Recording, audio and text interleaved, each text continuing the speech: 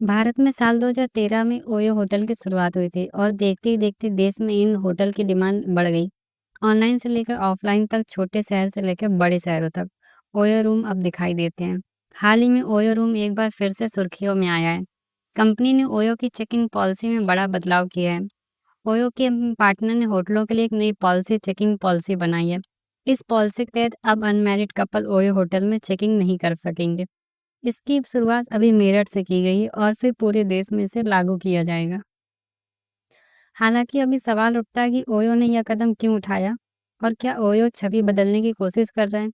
OYO ने इस policy के लागू करने के लिए क्या कदम उठाए और अब कपल्स को चेकिंग करते समय क्या क्या डॉक्यूमेंट दिखाने होंगे।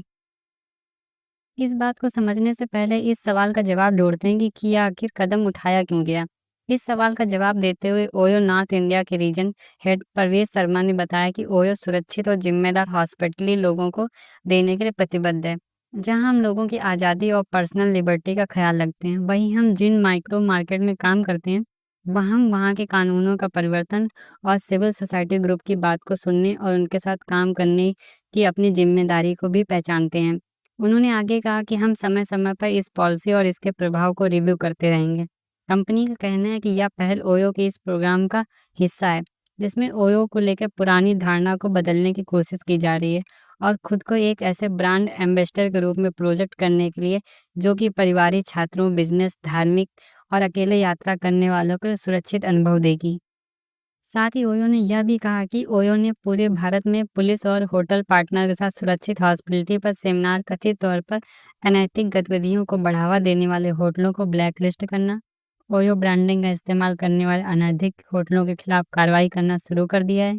एक सवाल यह भी उठता है कि ओयो ने आखिर यह कदम उठाया क्यों।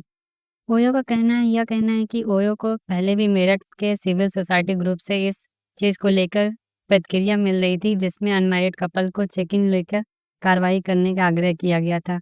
इसके अलावा कुछ और शहरों के लोगों ने भी अनमैरिड कपल को ओयो होटल में चेक करने की अनुमति देने से मना करने के लिए याचिका दायर की थी।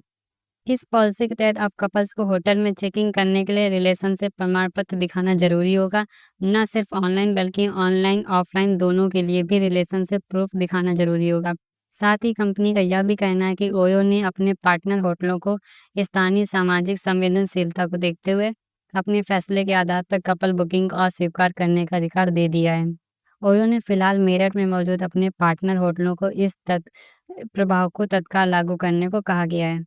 इस पॉलिसी के जानकारों ने कहा है कि ग्राउंड फीडबैक के आधार पर कंपनी इसको मेरठ के अलावा बाकी शहरों में भी लागू करेगी। ओयो ने जब से इस पॉलिसी का ऐलान किया है, तभी से बहस चल रही है और सोशल मीडिया पर तरह तरह के मीम बन रहे हैं। सवाल यह उठता है कि क्या कोई कंपनी कानूनी रूप से इस तरह के दो एडल्ट लोगों को अपनी सहमति होने के बाद भी क्या रोक सकती है। वैसे तो इसकी संविधान इजाज़त नहीं देता, यानी 18 साल से अधिक उम्र वाले दो एडल्ट अपनी मर्जी से कहीं भी आ या जा सकते हैं। लेकिन ओयो एक प्राइवेट कंपनी है और ऐसे में उसके पास अपने और होटल मालिकों के अपने अपने अधिकार हैं। हालांकि यह सवाल भी उठ रहे हैं कि क्या कल को कोई कंपनी जाति, धर्म या लिंग या बाकी अन्य चीज़ों के हिसाब से क्या नियम बना देगी, तो फिर क्या होगा। ओयो की इस पॉलिसी पर आपका क्या कहना है, हमें कमेंट्स बॉक्स में ज़रूर बताएं। फिलहाल इस वीडियो में इतना ही। मिलते हैं नई वीडियो के साथ। तब तक के लिए जय हिंद, जय भारत।